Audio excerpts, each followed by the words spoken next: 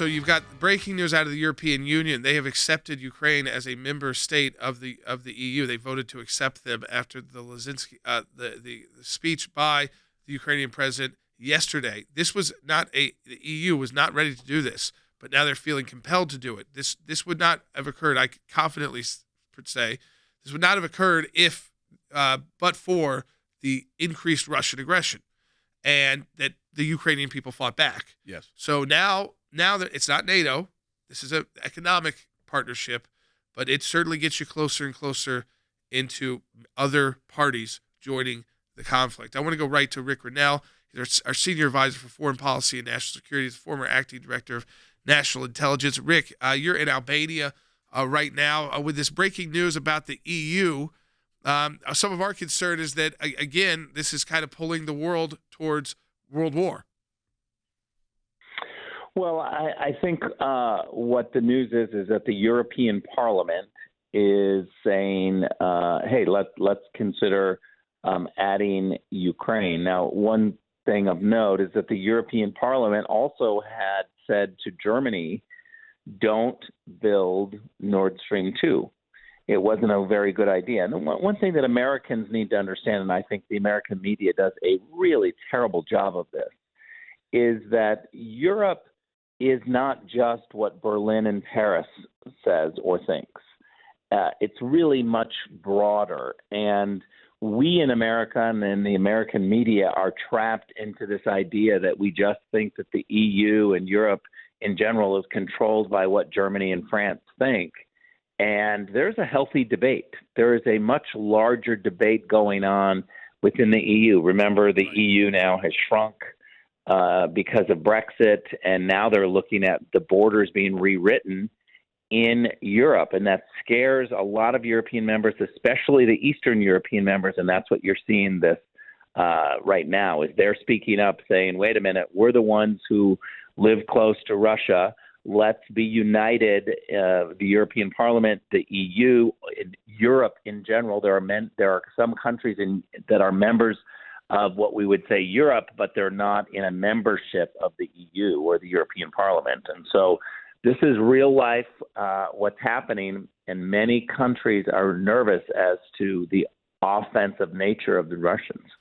So, Rick, there's talk here. The administration has still said, they are not going to support a no-fly zone, but there is more talk by members on both sides of the aisle about the idea of a no-fly zone. And what we've been trying to just educate our audience on is what that would mean, which is that is a war. That when you have to implement that, because that's either NATO or U.S. aircraft or a mixture of both, whose job it would be is to shoot down Russian aircraft. Russian air defenses would be pointed at U.S. and NATO forces. So it might not technically be boots on the ground, but it is, for instance, it is boots on the ground. It would be, if these members of Congress get their way, it would be the U.S. entering the conflict. Well, Jordan, you just hit it on the head. It's not boots on the ground, but it's certainly going to be led by Americans if that's what you want. I would say that we should be very cautious. I would not support a no-fly zone. That's America entering the conflict, as you say. That's exactly correct. Look, the reality is that this is a complicated issue, but we should be able to stand with Ukraine over Russia. But what does that mean? That means for Americans is that we should have spent the last year really supporting the Ukrainians by allowing the Ukrainian government to buy weapons from the United States. This is something that we're seeing play out, that the Ukrainian people are fighting hard for their own freedom. That's exactly what we want as Americans to happen in a conflict, is that you don't want America to come in and just fight when the citizens of a country don't.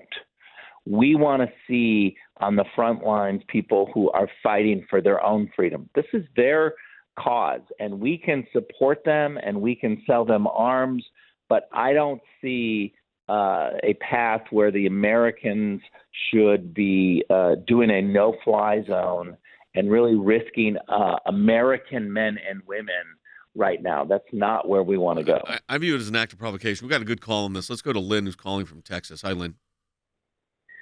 Hi, thank you for taking my call. Sure. I wanted to say that I agree with you completely on your analysis of the no-fly zone and was wondering, could we maybe sell Ukraine drones Sure. and let them employ drones against that land convoy They've done some. or any of the... Yeah, Rick, they have used some drone aircraft. They do have some aircraft remaining. I mean, I think drones would probably be easier to deliver than actual aircraft. But people are concerned that the area to get all these weapons in that all these countries are starting to authorize right now, Rick, is Western Ukraine, which is the border with Poland, which is fairly open right now. But at any point, with more Russians in Ukraine, they can start targeting those convoys too. Of the convoys of the European and American supplies because they didn't get in before the conflict began. Look, this is, I've said this before, and this is where I can move into the angry phase because we shouldn't be in this position as America. Let's be clear. This would not be happening if Donald Trump were president. Let's also be clear is that the American government under Joe Biden has spent the last year literally not helping the Ukrainians. They spent all last summer not allowing the Ukrainians to even come to the United States for a meeting.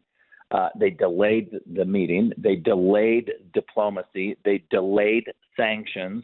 They delayed help to the Ukrainian government through military aid. Now we're scrambling. And this is my criticism of the Biden administration is everything seems to be last minute shoot from the hip, and then it's a mess.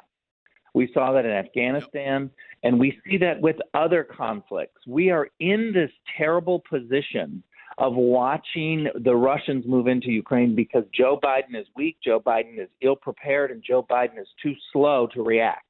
Let's go to Josh in Missouri on line 2. Rick, I like your response to this one. Hey, Josh, welcome to Secular. And Josh is watching on YouTube. Go ahead, Josh. Yeah, thanks for taking my call. My question is, you see everything that's happening with Ukraine and your heart goes out to them.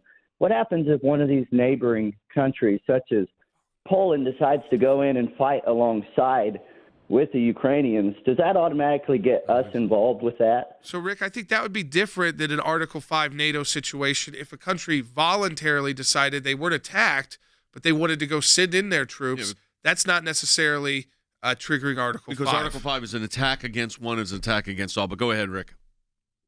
Yeah, that's exactly the case. That if the Polish troops want to move in and help the Ukrainians somehow, that would be much different. But I want to point one thing out is that there's a big difference in my criteria for America and whether or not American men and women are to participate in a conflict. My criteria is there an immediate threat to the American national security? My heart breaks, as this caller just said. My heart goes out or my heart breaks, I think was the description. I join him. My heart breaks for what's happening in the Congo, for what's happening in Guatemala. My heart breaks constantly when I look around the world. But that is not the criteria to get American men and women involved. Wow, if it was, we would be everywhere. And that's kind of why we've created the United Nations back 50-plus years ago. And you worked there for over a decade. There's supposed to be the idea that nations come together to solve conflicts, and it's not the American government's responsibility every single time. Rick, we only got about a minute and a half here. If, in fact, a NATO member was attacked by Russia in this conflict, you look at Estonia, Lithuania, Latvia, do you think Article 5 then comes into play if there is, quote, consensus, which is unanimity, and that we would then be compelled with American forces with NATO? Well, the answer is yes. We would have to defend the NATO alliance. If the NATO alliance breaks down, I pray what would be next. If there's no NATO alliance or it's not enforced, then I think the entire world is sent a terrible message. I think the Americans are going to have to lead a response if a NATO country is attacked. That's a different story. All right, thanks, Rick. We appreciate it. Rick Grenell, Senior Advisor, Global Affairs, calling from Albania. Yep. So there you go.